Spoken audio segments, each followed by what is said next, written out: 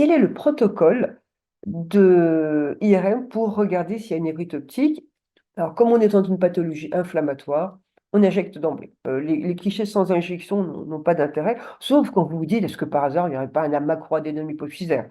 Mais en général, la clinique n'est pas la même et le chirurgien n'est pas le même. Et donc, vous injectez d'emblée et ensuite, vous allez regarder le nerf optique en coronal T2 et en coronal T1 injecté. Alors, en coronal T2, le nerf optique, il va être bien visible sur les coupes T2 Spineco sans injection. Et moi, c'est des coupes que j'aime bien parce qu'en fait, quand il y a un hyperciné inflammatoire, on le voit toujours parce que l'inflammation est moins intense que la graisse. En même temps, ça me permet de voir toute l'orbite. Et si par hasard, ce n'est pas une névrite optique, eh bien, je le vois. Alors, il y a beaucoup de gens qui font du coronal T2 FATSAT, que ce soit du STIR, que ce soit du Dixon, parce qu'ils disent, en fait, on voit mieux l'hypersignal. Et c'est vrai qu'on le voit un petit peu mieux, mais on perd des informations, d'une part parce qu'on a saturé la graisse, donc tout est noir, et d'autre part parce que la définition est un petit peu moins bonne. Donc, vous verrez ce qui vous convient le mieux. Les deux sont tolérés, bien entendu.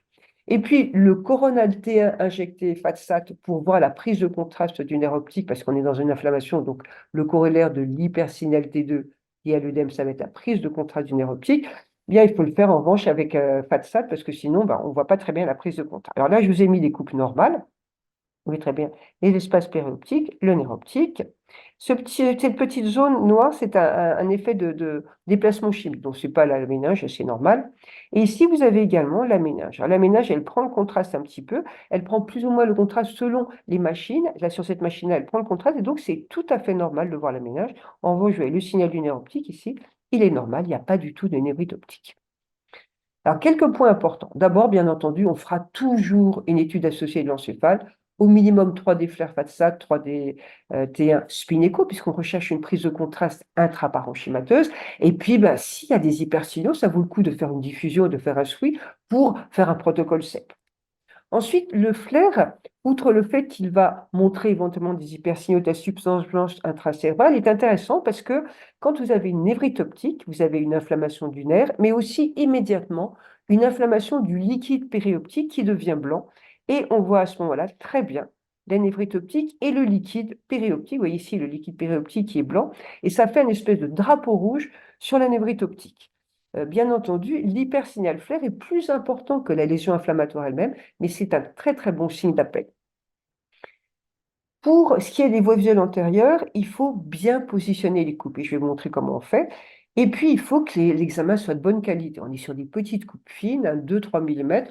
On est obligé de faire des coupes comme ça pour bien voir le nerf optique, mais elles sont sensibles au mouvement. Les séquences durent entre 2 et 3 minutes, donc il faut pendant ce temps-là, le patient ne bouge pas, et donc vous allez lui demander de bien fermer les yeux, de respirer tranquillement.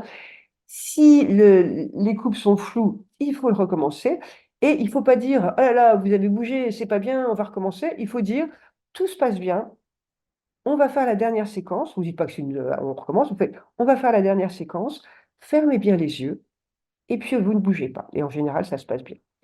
Et puis, dernière chose, donc pour la sclérose en plaques, comme je vous l'ai dit, souvent c'est une lésion unique du nerf optique intraorbitaire près de l'apex, ce qui explique les douleurs. Alors, bien positionner les coupes, ça veut dire quoi? Ça veut dire que sur le scout, il faut repérer le nerf optique. Donc, vous mettez un peu en parasagittal, vous avez le globe oculaire, et ici, votre nerf optique, il part un petit peu comme ça, et voilà. Et donc, vous allez positionner votre paquet de coupes coronales T2, 2 mm, Spineco, FATSAT, ce que vous voulez, mais des coupes fines coronales T2. Vous les positionnez sur l'ensemble des voies optiques antérieures, c'est-à-dire que vous n'allez pas commencer vos coupes ici, vous allez commencer vos coupes au pôle postérieur du globe. Et puis vous allez ensuite bien vérifier que les coupes, vous repassez hop sur la coupe sagittale médiane et vous vérifiez bien que les coupes sont bien en arrière du chiasme et qu'on a bien toute la voie optique. Ça, c'est vraiment très important. Voilà, donc c'est ça, les coupes pour les neuropathies optiques.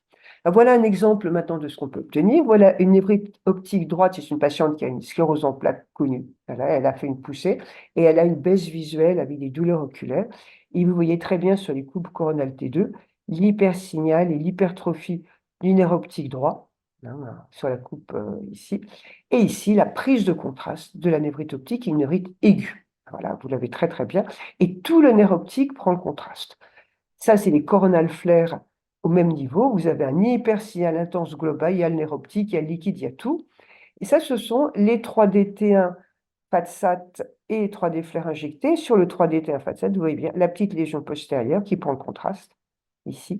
Et vous avez donc les lésions de sclérose en plaques. Alors, l'intérêt du 3D, on en a déjà parlé beaucoup, c'est que le champ est grand et que on peut non seulement voir l'encéphale, mais aussi le début de la moelle cervicale, où il y a souvent des lésions de sclérose en plaques. Et ici, oui, la patiente avait en plus une petite lésion qui prenait le contraste dans la moelle cervicale.